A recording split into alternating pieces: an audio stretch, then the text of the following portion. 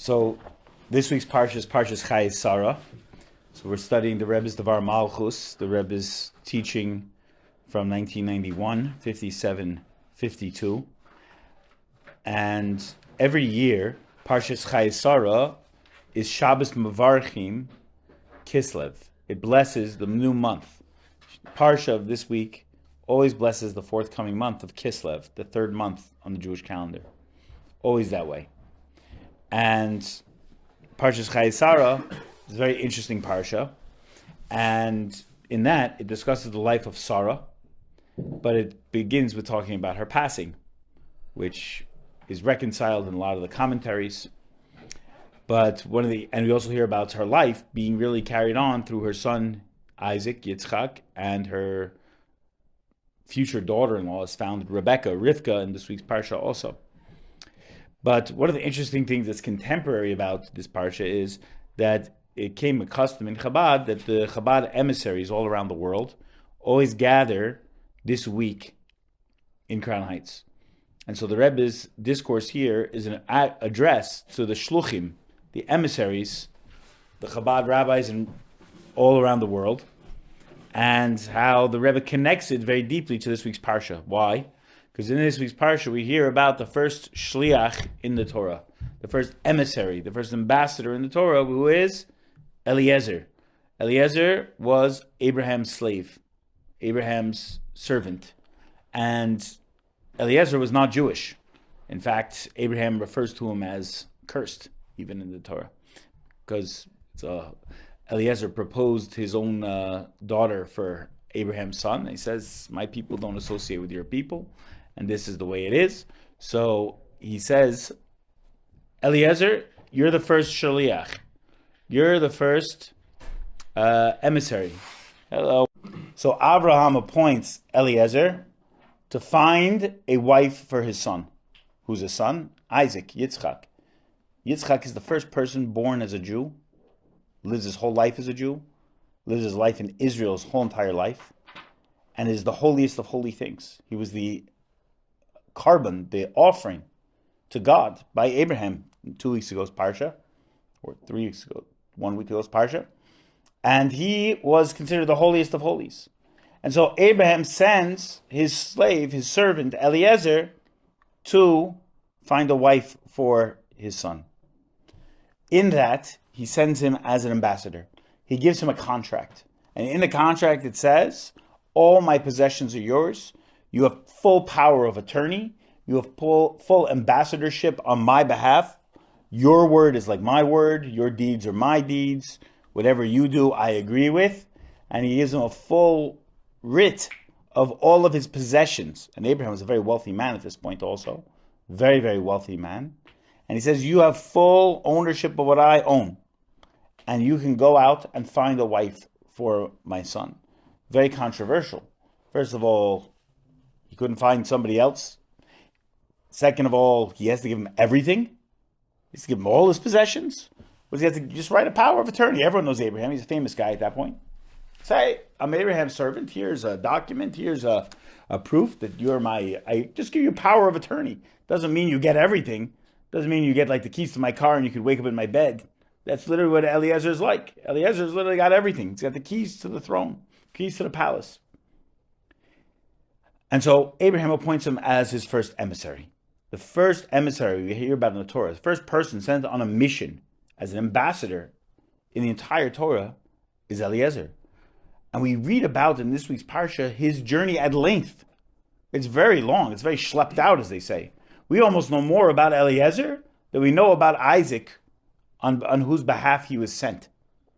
We almost know more about a non-Jewish servant and his travels and his trials, his travails, and his ups, his downs, his going and his traveling and his finding the wife and bringing her back. The whole narrative, we know way more about it than the boy who's so holy.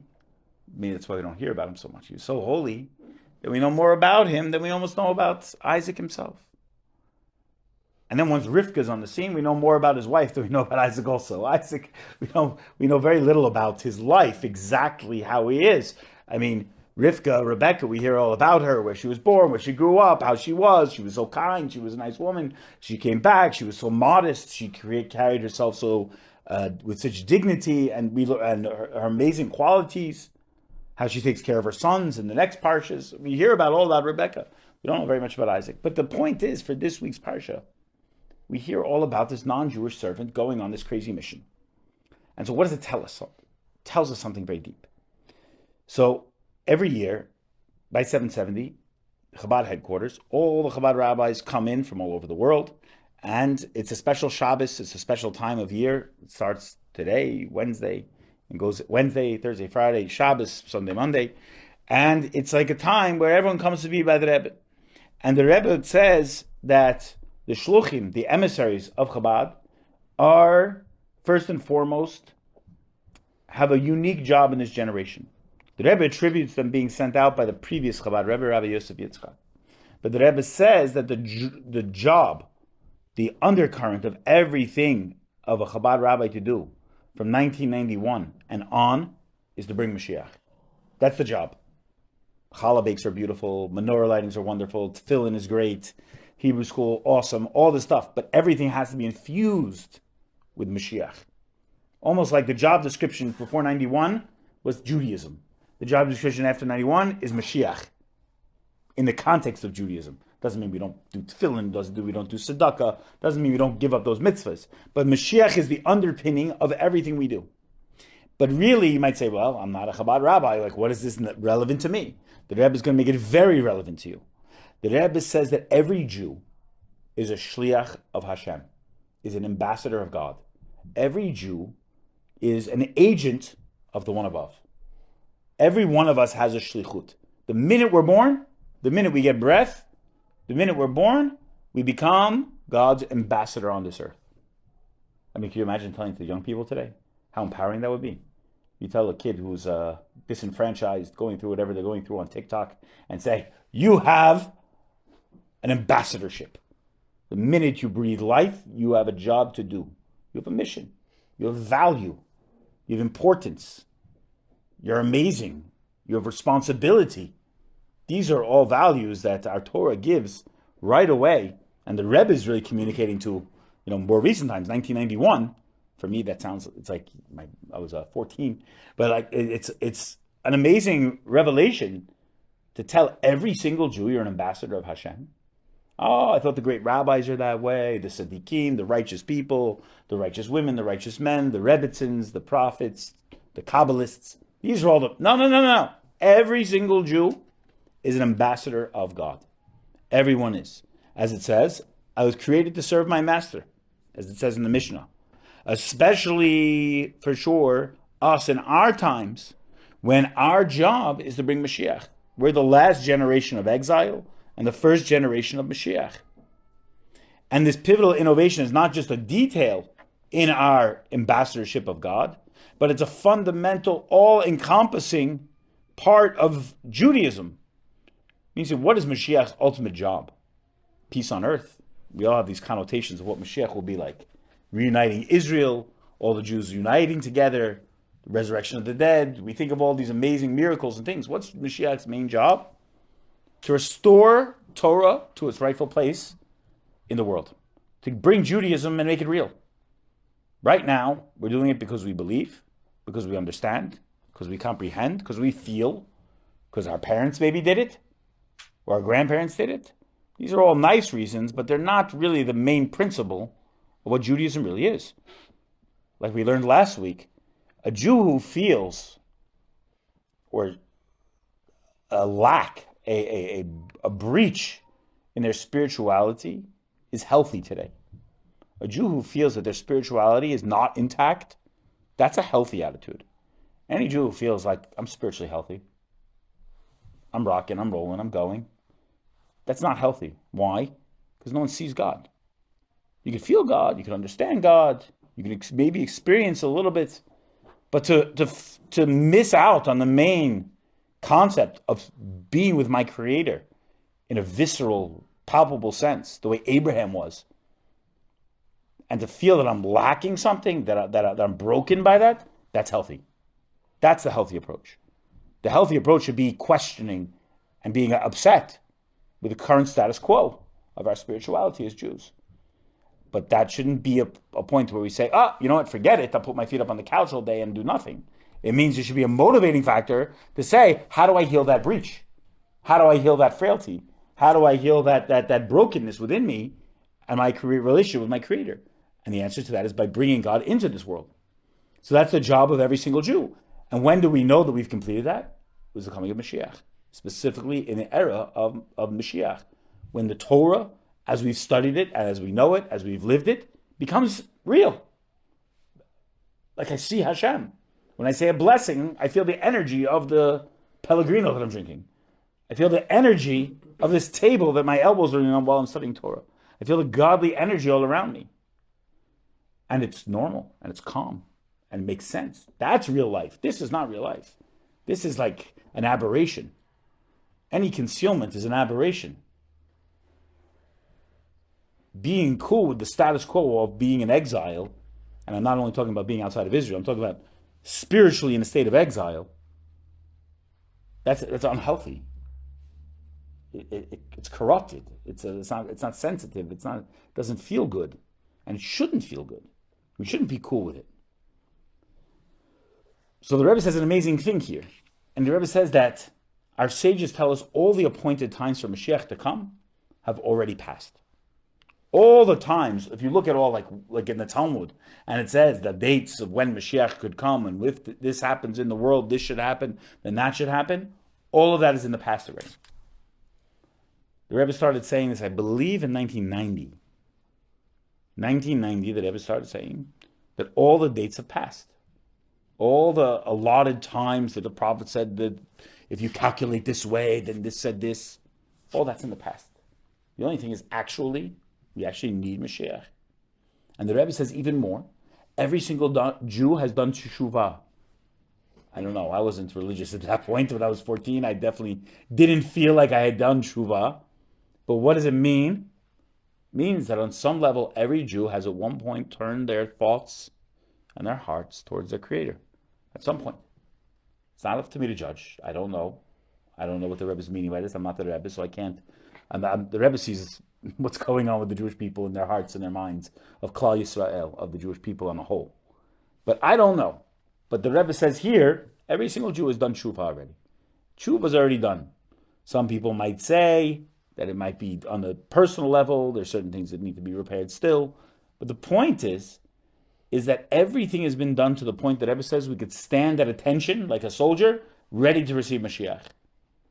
You know, a soldier has to do so many things to stand at attention for the morning to get ready. Make his bed a certain way, the certain uniform, to polish the buttons, to get the medals on, the hat has to be right, the whole uniform has to be everything the right way, every detail, the gun has to be loaded that way and put together, everything has to be exactly in order. The Rebbe said all that's done. All that's done for Mashiach. The only thing is to stand ready. Stand up, get ready. Mashiach's here. Isn't there supposed to be a war? Yeah, so the war of Gog and Magog, that war, yeah. Seemingly that has been passed too.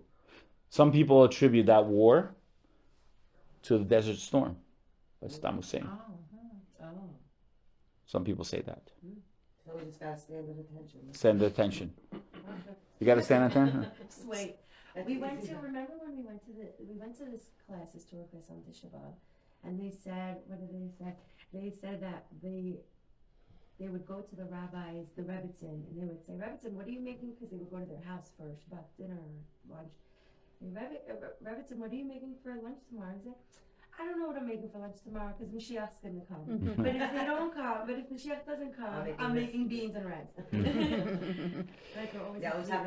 There's a Chavetz Chaim used to leave his suitcases outside just to get ready. Really? She should cook in advance for Mashiach, and Mashiach might be hungry when he gets here. It's been a long time. We've been waiting too long. I got a pet goat, a sheep. Sorry. Yeah.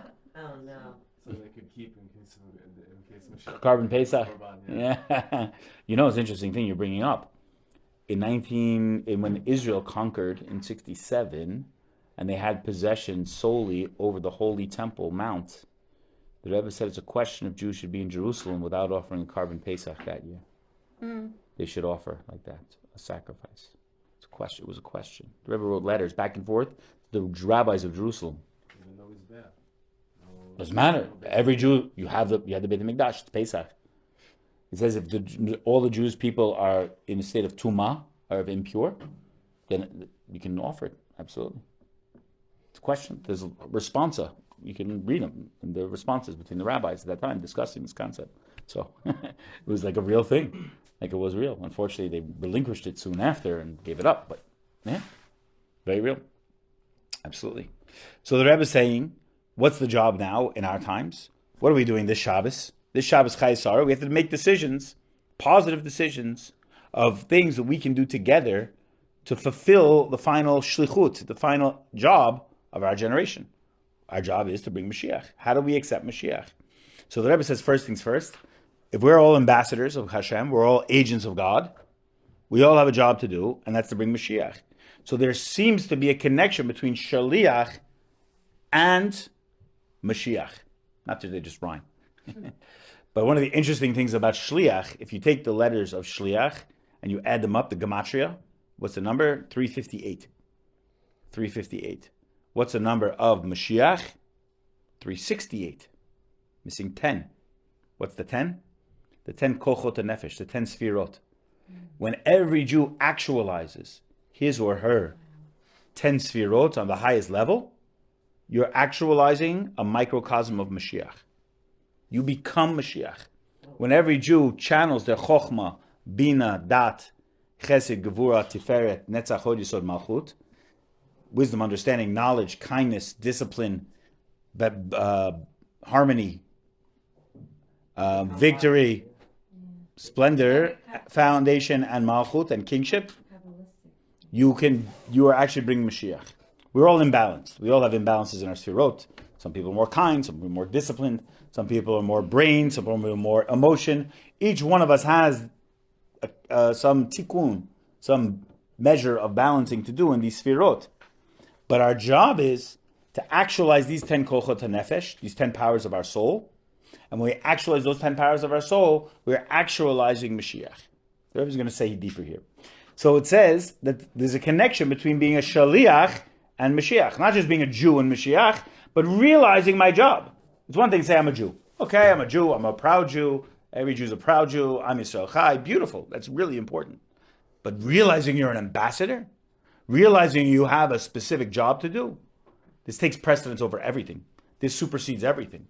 In fact, if we fast forward to Shmot in Exodus, when Moses goes by the burning bush, it's on page 78. Moses goes by the burning bush. He makes a request of God. It's on the second to bottom paragraph. He says, Shalach na biyad tishlach. Please send the one you intend to send. It's a lot of rhyming there. But he says to God, send the guy who's going to finish the job. Send the one you're going to send. Don't send me. Don't send me to bring the Jews out of Egypt and bring to Israel. Send the one you're going to send. Send the final guy now. What are you holding back for? He says to God.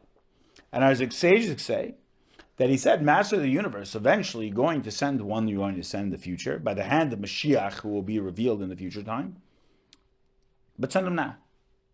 And we can understand by the Torah that Mashiach is the shliach of Hashem. Who's the ultimate shliach? Moses is saying it's not me. It's Mashiach. Shalach, right? The word shalach and shliach, ambassador, emissary, and the word shlach, send the one who is to be sent. Send your ultimate agent, Mashiach, in this world, now. And Moshe makes the request, Rashi, the simple explanation, without the Kabbalah, without the Jewish mysticism. He says, by the hand of the one you're going to send, because Moses knew, I am not the one who's destined to bring the Jewish people to their final destination. Not only did Moses not go into Israel, but he knew he wasn't Mashiach. Moses is saying to God, send Mashiach. Don't send me. I'm a temporary redeemer. And Moses is at a very high level, obviously. But he says, I'm not the one destined to bring them to the land. And you'll have many shluchim, you'll have many emissaries, you'll have many Jews throughout the generations, especially our last generation. Moses oftentimes saw the generation of Mashiach in his prophecies. He saw us. He saw our neshamos. He saw our experience in the last waning moments of exile. And he says, send it, and what are you going to send? Finish the job now. And since that Moses is not going to be the one to lead them into Israel and be the complete redeemer, in fact, there's one opinion that says if Moses had gone into Israel, he would have been Mashiach. He would have been the one to go into Israel and been Mashiach at that point. It would have been a permanent hold on the Holy Land for the Jewish people. But it was not that way. It was not meant to be that way.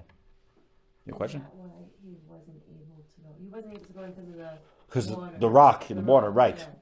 But, like, could that Ultimately, that was the problem, right? Ultimately, the underlying condition in God's divine providence. in the bigger picture, absolutely right. Yeah, that was it. And the underlying thing was that it wasn't ready. The generation was not ready to be redeemed completely. So Moses was left on the threshold. Joshua, Yoshua leads the Jewish people into Israel. What about Aaron? Aaron had passed away before. Aaron had passed away before his brother. Who's Aaron? You're Aaron.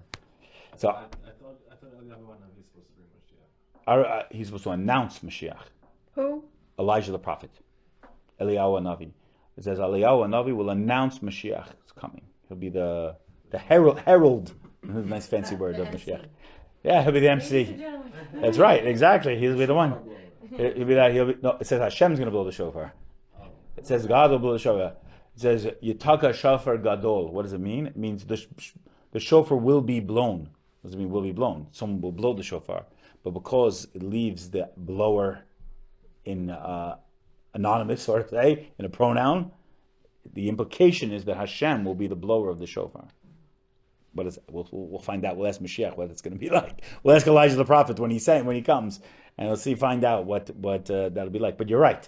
Elijah the prophet, Eliyahu Hanavi, is the one to announce the coming of Mashiach, and the shofar being blown will be by Hakadosh Baruch Hu himself, by God himself.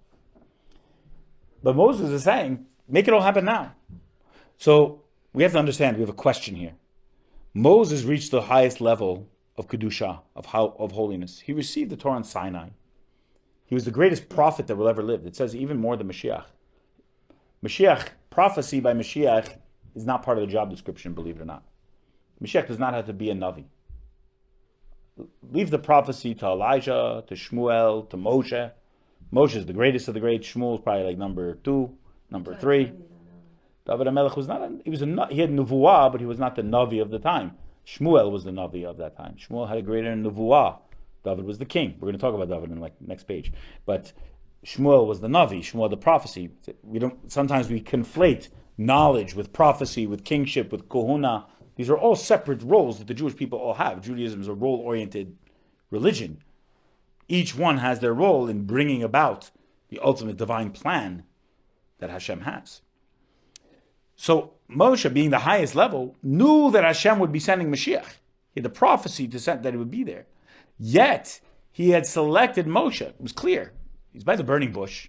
He's coming back. He's saying, go to Pharaoh, do everything. Why does Moshe make this request? If he knew Mashiach's eventually going to come, and he knew he's not Mashiach, and he knew God's sending me to Pharaoh right now to redeem my brothers and sisters in the Holy Land, why did Moshe make the request in the first place?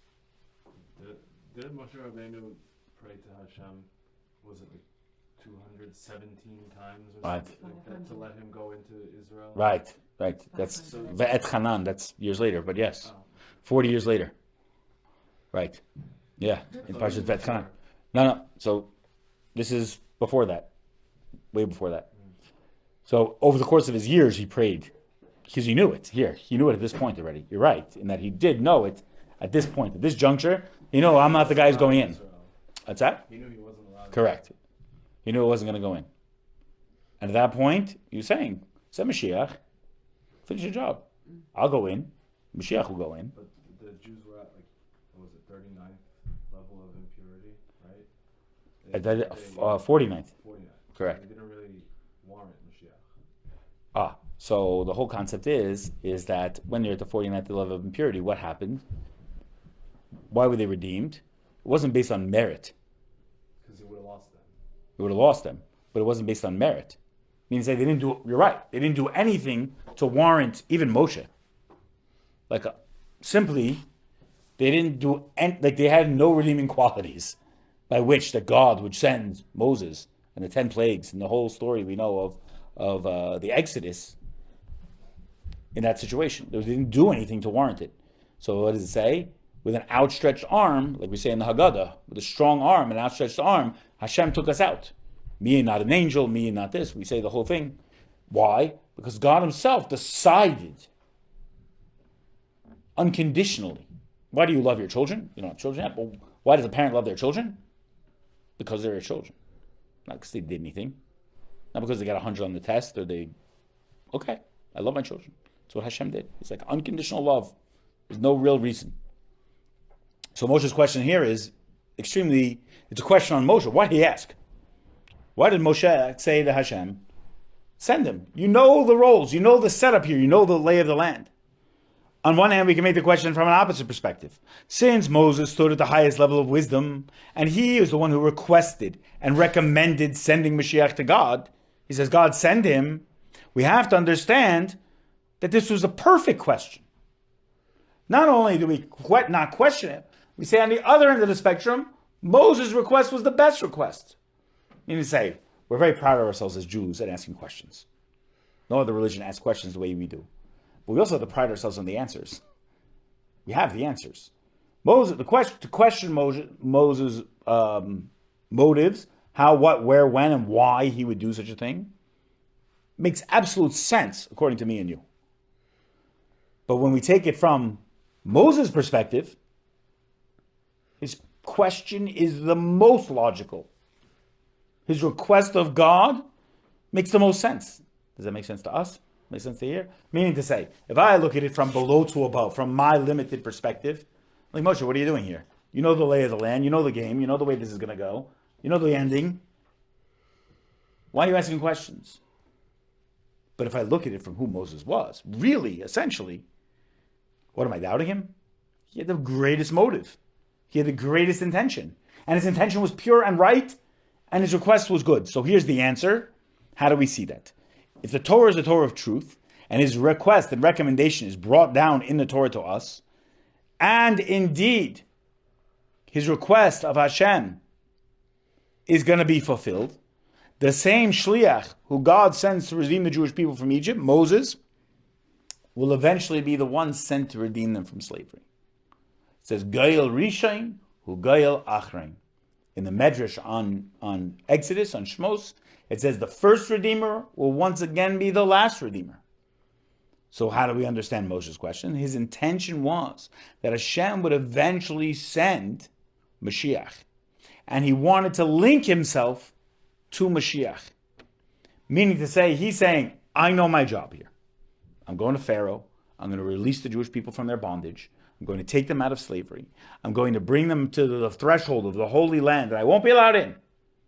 But I'm linking myself now to Mashiach. Moses was the first one to say Mashiach now. Moses says, Hashem, Mashiach now. I'm your Where did we start the class? We're all agents of Hashem. Who's the greatest agent of Hashem ever? Mashiach. Who's the first agent of Hashem? We talk about Eliezer. But who's the first Jewish agent of Hashem? Moshe. So Moshe, being an agent of God, is saying, my entire shlichut, my entire ambassadorship is predicated on bringing Mashiach. So the first conversation we have with God, what does Moshe say? I want Mashiach now. Bring him. I'm an ambassador too. I'm an ambassador. Every Jew's going to be an ambassador. Every Jew is an agent of Hashem. And their job as an agent is to bring about the redemption, Mashiach. But yet, it's not just Moshe, it's up to each one of us. You had a question? Your question? Could it be that Moshe and then another prophet of ours and then another prophet of ours, all of them kind of are the puzzle pieces into bring Mashiach, as well as, of course, the Jewish nation, but they're the leaders of each time period. So Moshe, Yeshua, right. Correct. David, like whoever, and I wonder who's today. So there's an interesting concept. Every generation has a potential candidate for Mashiach. There's a cheskat Mashiach, a presumed Mashiach. We could assume that this leader is Mashiach in each and every generation. and it's like completely, even Maimonides in Jewish law, Rambam, he states it in the laws of kings. Every generation has a presumed Mashiach. The Rebbe, Up, right. So even if you even say an amazing thing, you alluded to an amazing thing. I don't know if you hit upon it or not, but you said that each Jew is also that way. So the merit of the generation is what causes the leader to be the generation. So I don't know if you intentionally said that, but it's a beautiful thing, because what you're saying is that we're all part of the puzzle. There's the bigger picture puzzle, you said Yeshua, Moshe, each one, but it's up to us to accept him as our king. If we behave like Mashiach's ambassadors, then the real Mashiach stands up and he takes charge. That each one of us, will the real Mashiach please stand up? We all say that, and we're all ready for Mashiach to come. Then Mashiach will come. It's amazing. Some people don't even know what Mashiach means. Oh, but You know what it means? that's right. That's our job. That's our job. That's our job. And when I was a kid, I had a famous woman as my mother, and I remember in 1991, around this time, the whole cry of the Rebbe being Mashiach was a big thing. And I'm sitting there in my little TV in my kitchen eating my macaroni and cheese, and there's a whole thing like Mashiach, and I never forget this. It's like the Rabbi Schneerson of the Lubavitch movement is presumed to be the Mashiach, Messiah that the Jews have been longing for 2,000 years. It's like, and then you interview some guy in the street. It's like, yeah, of course there is Mashiach. No, there is not. And, it was like news. It was fake news back then. There was fake news back then too. It wasn't just like a new thing. New media has always been a problem. It's actually a famous thing. In the 1700s, the first Chabad Rebbe said, "There's fake news." He says, "Mashiach is going to be so powerful they'll actually print it in the Gazetten, in the newspapers." It's like how bad the media was in the late 1700s. Like, you think fake news is like a thing? Oh, it's worse now, the political divide. What do you mean? In 1700s, he's complaining the newspapers might or might not print the advent of the Messiah when he actually comes. Like, that's how bad the media was back then. There was no Twitter, there was no Facebook, no TikTok, no Snapchat. There was nothing. There was no Fox, MSNBC. There was nothing like this. And already he was concerned, like, for the well-being of the media reporting on, like, factual events that actually happened in the world. And, like, it took, 3 months for news to break then, not 3 seconds. But the point is, I asked my mother, I said to my mom, I said, is Rabbi Schneerson Mashiach?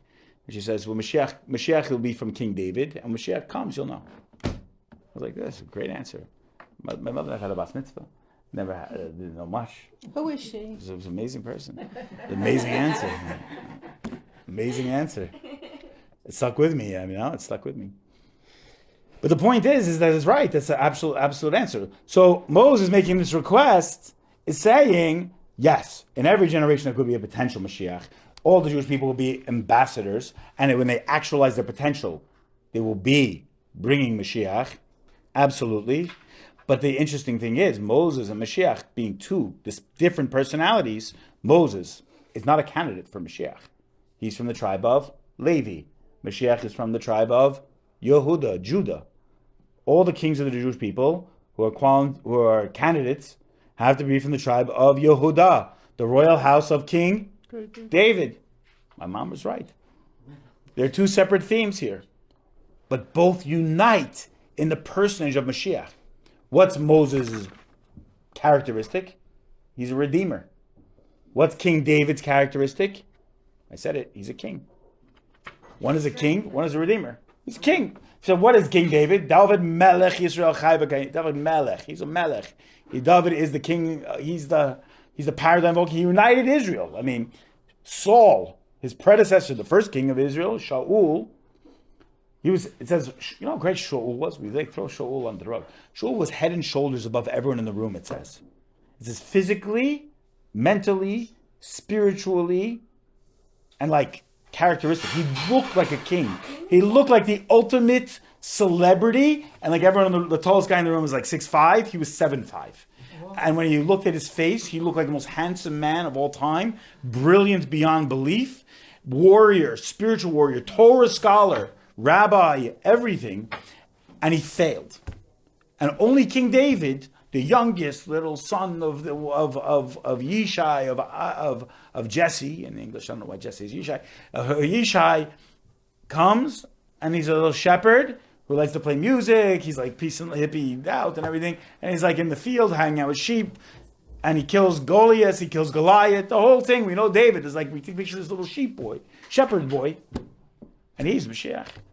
He's the seed of Mashiach. He unites the entirety of Israel. He's the one who builds the Beit HaMikdash, the Holy Temple in Jerusalem. This is King David, only from the tribe of Judah. So the tribe of Judah Mashiach has to be from the tribe of Yehuda. It has to be from the tribe of Judah in order for him to be Mashiach. Part of his job description. He has to be a man, he has to be an expert in Torah, he has to be a king, he has to be from the tribe of Judah, all these things. So I don't know what tribe I'm from, but a Kohen cannot be Mashiach. A Levi cannot be Mashiach.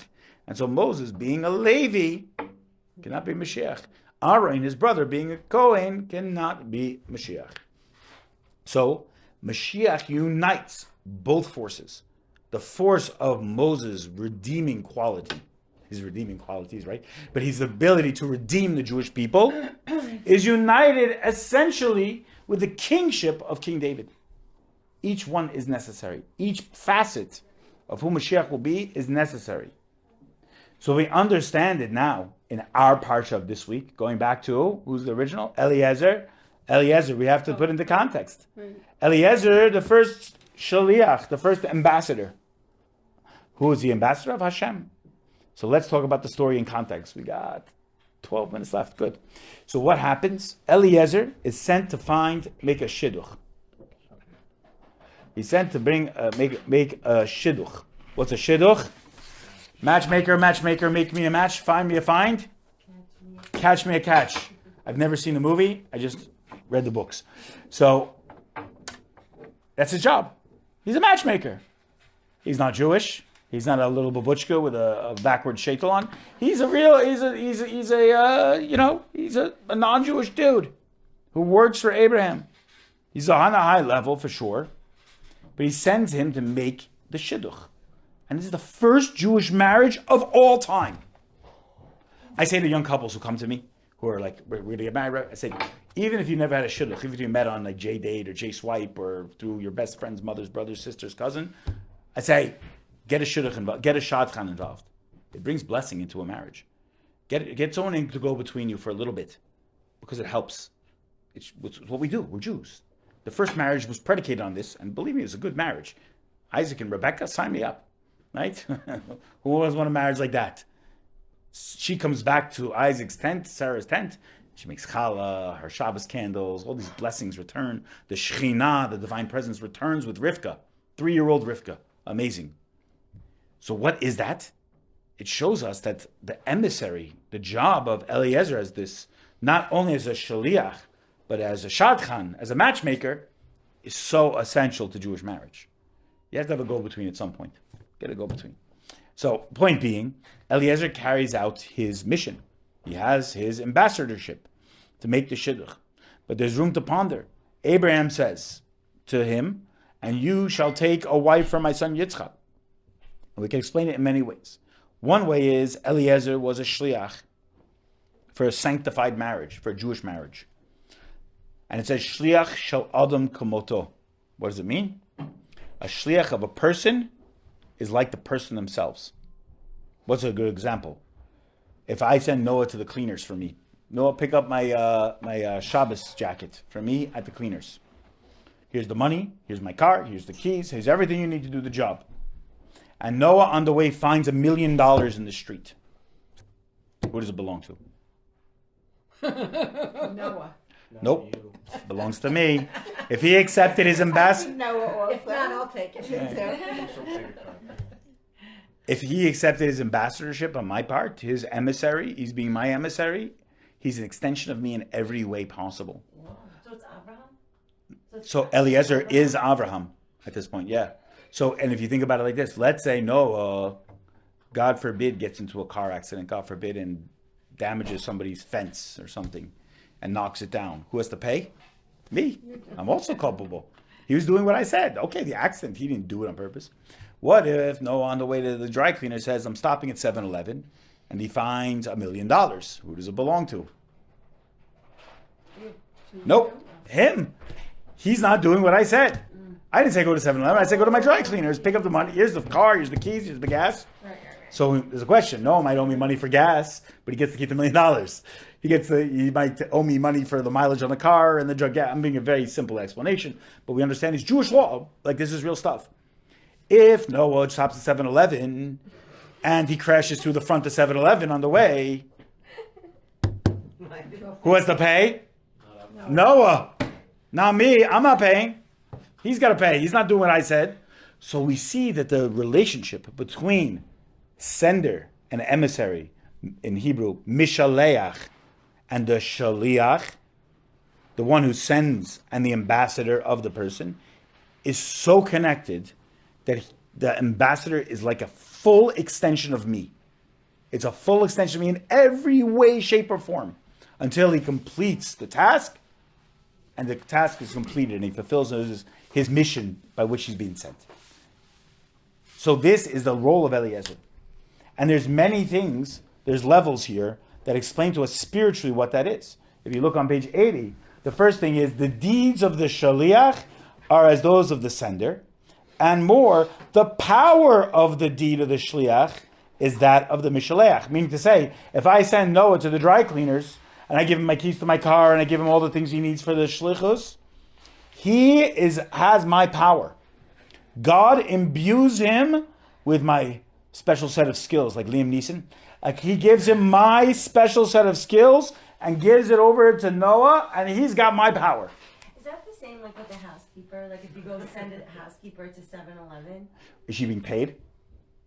Yeah. Is she expected? You're like, A housekeeper? To go to 7-Eleven. No, is she being paid to work for me? yeah. Yeah. No, she's not an ambassador. Okay. She's a servant. She's a paid worker. She's either she's a day worker or she's a contracted laborer. She's a worker. She's getting paid to do it.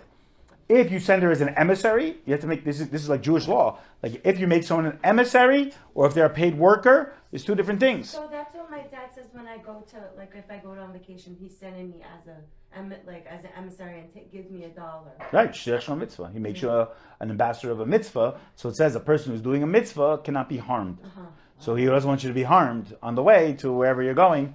When you're going to Tierra del Fuego, he doesn't want you to get injured on the way, or like whatever happens. He gives you a mitzvah. So as long as you have that $1, and then you go to Tierra del Fuego and you put it in a tzedakah box, that's your mission. So you're on the mission of good, and it says a person who's on a mission of good, of a mitzvah, cannot be harmed. Cannot be harmed. So Eliezer had to encounter that. I'm like digressing a little bit, but Eliezer had like threats on his life on the way. Eliezer, Rivka's brother, Lavan, tried to literally decapitate him on the way. Like, horrible people. So Eliezer had these threats on his life, like very real. And because he was the Sheikh of Abraham, he carried with him not the power of Eliezer, not the power of attorney of Abraham, but all Abraham's characteristics, all Abraham's traits, all his energy, all his spiritual and divine energy was vested fully in Eliezer. When I send Noah to the dry cleaners, I don't have the power to give him my full spiritual energy because he's got more than me. But the point is, Abraham doing it very high level. He's conveying a power to him. He's like literally giving him his spiritual energy because he has it and he's able to convey it. The next level is his entire being of the shliach is that of the mishaleach. Eliezer, at that point, there's an argument to be made. He was better than Abraham. Abraham didn't have his own powers anymore. Who had it? Eliezer. Eliezer had it. The shliach, the final level is, the shliach is exactly the mishaleach. One could argue Eliezer was Abraham. You can make that full argument. And if you make that argument, what do we go back to the premise of? Each one of us are an emissary of Hashem. So the question is, are your deeds godly deeds? Oh, I could use some work on that area, right? Is my power the power of God? So I don't feel that way. I should. Is my entire being godly? I honestly believe that. And then finally, am I God? There's a piece of God within every one of us. So the answer is, what's a piece of infinite? Cut away a chunk of infinite. Cut away a chunk. Finite? No. Infinite. A piece of infinite is infinite. Infinity divided by Infinite. Infinity divided by a billion is infinity. Take a billion away from infinity. What do you have? I said this in my Hebrew school today, yesterday. What's a million minus 1 is 999,999. What is infinity minus 1? Infinity minus 1? Infinity. What's infinity minus a billion? Infinity. So we're talking numbers, but we talk about Hashem being infinite truly, which we can't really conceive of. What's a portion of God? God. So the question is, are you God? We're a part of God. godly. We're part of God. Oh, that's number 3. What about number 4? Level number 4. Level number 4, the Rebbe is intimating that each one of us is exactly Hashem. Oh God. It's a question of us, are we letting it in? Are we doing it? What level are we at? Sometimes I feel like I could barely get to number 1. Other times I feel like I'm fully invested, and I feel like level number 3. And other times I should realize, essentially, really, I am Hashem. I'm a full ambassador, a full extension, a full conduit, a full godly being. Now you're gonna walk around saying, I am Hashem, and people are gonna be like, That's part of the problem. The problem is that if you believe you're Hashem, you have to acknowledge that the other person's also Hashem. Right. If you don't do that, they're getting you're not really Hashem, are you? No, you're just arrogant. You're just arrogant. You're just your own person. So the problem is, on one hand, we have this inferiority complex where we don't realize we are Hashem.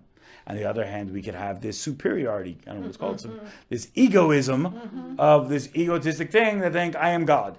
And then at that point, you're wearing like a sign on the front of you that says, I am God. You're standing in Times Square selling little flags and flowers. You're standing on the highway off-ramp selling bags of oranges. Like, I am God. Like, okay, buddy, good luck with that. You know, like, that's right, just let me roll up my window while you're standing there. Like, then that God is not the good God. That's not the really God we're looking for. That's not the God that the Rebbe is talking about here, clearly. So this is like a very powerful lesson for us as shluchim of Hashem. This Shabbos makes us this tremendous awareness of really what's at stake here when we bring Mashiach. We're talking about bringing Mashiach.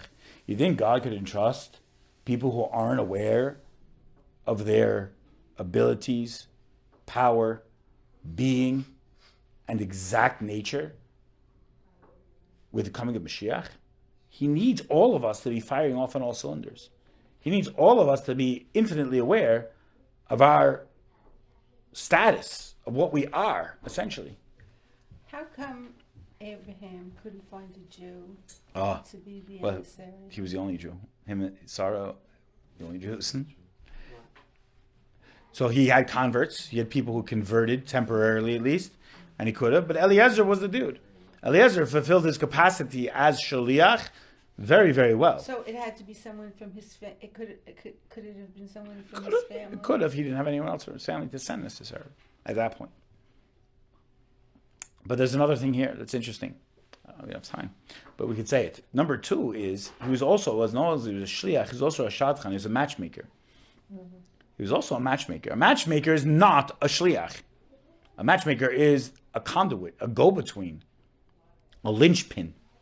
Like in a door, you pull out the pin, it connects the door with the sill of the door, the linchpin.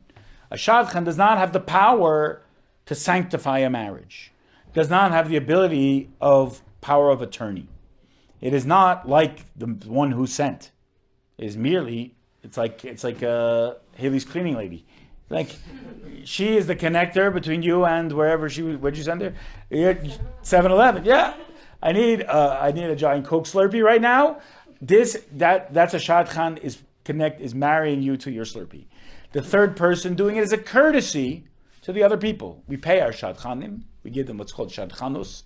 It's important to pay them, even like a lot of them reject it. Today they ask for more, but we pay a shadchan. It's important. They don't do it for pay, but when they work their magic, you know, a bissel geld unter den Tisch, give a little money under the table, and you give them something.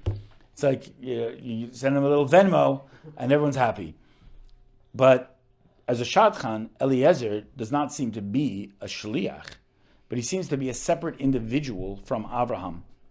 And Eliezer even attempted to reason with Abraham, and he turns to him and he says, marry my own daughter. Don't send me out into the Yehupitzville to find a daughter. I have a daughter. You trust me with everything. Let me marry your daughter. Let me my daughter marry your son, rather. He says, you are a cursed nation, and you cannot come close to a blessed nation. And Shadchan shows that Eliezer was willing to insert himself into the picture in an unhealthy way, thereby not being a shaliach. He wanted to make his own efforts, use his own mind, use his own heart to propose his own daughter to his master, to his boss, and say, boss, right here, I don't have to go so far. Avram says no. So this shows you that Eliezer was not behaving the right way in that way. He says, do not take a wife from my son from the daughters of Canaan, from the Canaanites.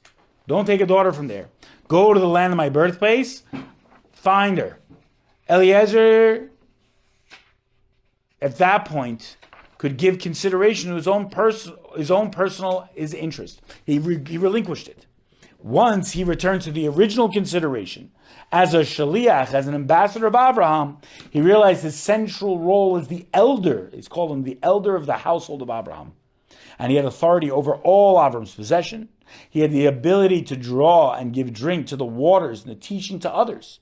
He taught people Abraham's way. He taught people the way Abraham lived. He said, you got to meet my boss. He's amazing. They said, oh, well, you tell me. And he says, okay, I'll tell you. And for whatever reason, he was able to convey Abraham's greatness and morality, which the world was sorely lacking at that time, to the world. It's an amazing thing. So he says, I'm a servant of Abraham. And he swears for his mission. And so he was a shaliach to find Rivka, to find Rebecca. Ultimately, his role of shliach is further borne out by the verses in the Torah, as it says, the shliach took 10 of his master's camels and set out with all of his master's possessions in hand. Eliezer held in his authority all the possessions of his master, empowered to do with what he wished, without permission. He never had to ask permission anymore. He was completely vested with all the interests of Abraham completely. And so he gives the legal binding document to Rivka and eventually finds it. Abraham handed this gift document to Eliezer, and he could have destroyed it. But what did he do? He says, I'm feeling my fullest authority to the fullest extent possible. There's a question, which we don't have time for. The question is, how was Abraham halachically, according to Jewish law, able to give away his possessions like that? We don't do such things. It's a question. But the point is that this was going to be the union of the first Jewish boy, first person born as a Jew, and his wife, who would go on to build the Jewish nation. To have Yaakov, who would have the 12 tribes of Israel, and then go on to build the entire Jewish nation. So Abraham pushed all his chips to the center of the table, and he says, I'm all in. I'm all in for my people. I'm willing to risk it all. And in the specter of that, he had every right to do it. He says, I'm all in for God's mission. And if you look at Abraham's whole life, that's what he was always all in. Abraham was fully aware of this principle that Right. Eliezer would pretty much become him as a shliach. So, in theory, he could have given the responsibility to his donkey. It would have had the same outcome, right? Has to be an agent of a person. Okay, not donkey, but Right. any person. Right. Could have been. But it says he was the elder of his household. He was the most trusted of his house. But assuming whoever he gave the responsibility to would end up having his qualities and acting through him. Correct. It wouldn't matter. But also the Mishaleach has to accept. Right? So it says Eliezer at first was not that. What was Eliezer's first reaction? Take my daughter. He didn't want. Then when he said, okay, I'm in, he was fully invested. You could argue that if he said to Joe Schmo, his other servant, Joe Schmo would have been like, I have no room for myself. I want to do what I want to do. I'm not going to be yours. I have no room for you in my life, Avram. Like, I want to, but no. So we have to take into account the Shaliach himself too. The ambassador himself has to accept his ambassadorship. So not necessarily would every other one of Avram's servants say, I'm willing to take that on. Only Eliezer, unique as he was able to take that on. So we understand that Avram pushed all his chips to the center of the table, but for Jewish continuity, for the Jewish nation to succeed, for everything to be there, and to ensure that his wife was the right wife. Because once he had his qualities, Eliezer found the right wife right away. He found the right woman He didn't have to put ads out there. He didn't have to do anything. He said, Hashem, open myself up to the miracles that I'm going to see before me. And he was like, he conducted himself like a mamash, like a tzaddik, like an amazing person. He said, like, I'm Abraham right here. I'm Abraham on this mission. And he conducted himself. If you see his conduct, it's really as such. And so when he did that, we see the power that Avram really had. And we see the power that was vested in Eliezer. So each Jew being a shaliach of Hashem has that same conveyance of power, has that same assuming the qualities of the sender, and also actually being like that person. So we talk about it in the context of today, the Rebbe is sending shluchim all over the world, sending rabbis and rebbetzins all over the world to start Chabad houses, to start schools, yeshivas, sheikhim, and the people who come to those places like here to learn, to study, to do mitzvahs, they're a full extension of the Rebbe in every way possible. They're a full extension. Each one of us is a full extension of the Rebbe. And the Rebbe doesn't say, lose your identity. The Rebbe says, doesn't wash away your talents, your skills. He knows exactly who you are, just like Avraham knew exactly who Eliezer was. He says, you're a cursed person, but this is your role.